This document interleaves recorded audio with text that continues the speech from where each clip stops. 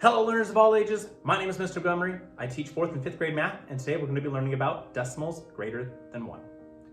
Now, when it comes to mixed fractions that we worked on earlier this year, the way that we would read this fraction is 2 and 75 over 100, or 2 and 75 hundredths.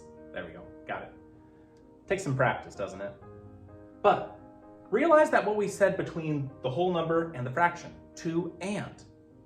Well, we just distinguished in the last lesson that and is the name for that decimal point. It likes to be called and, not point.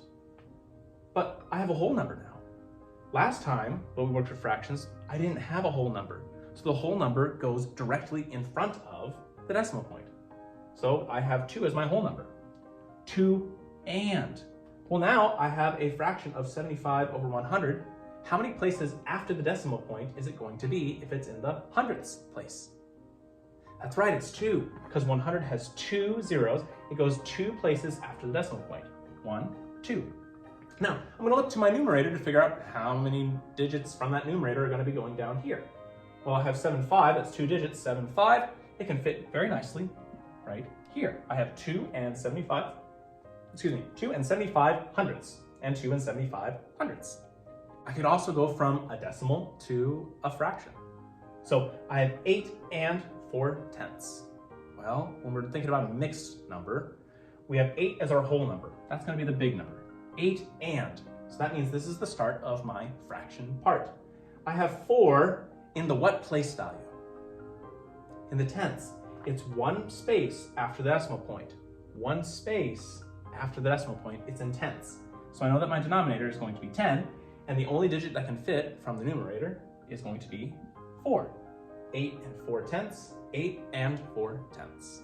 And 4th graders, your book might ask you to write it both as a fraction and as a decimal from word form. So on the board we have 9 and 72 hundredths. Well, we're going to start from the furthest to the left. 9. My whole number is 9. Let's do the fractional one first.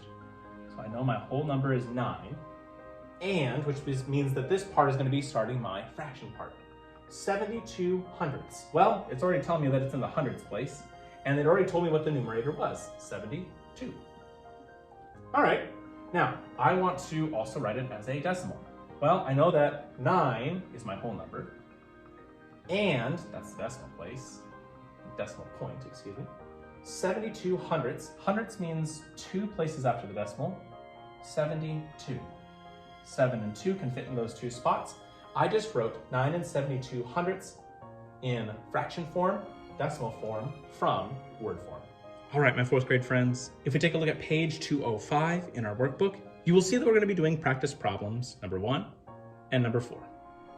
Now, number 1 has it drawn out and written out in a fraction form, but they want you to write each number as a decimal. And for number 4, they want you to write each decimal as a mixed number.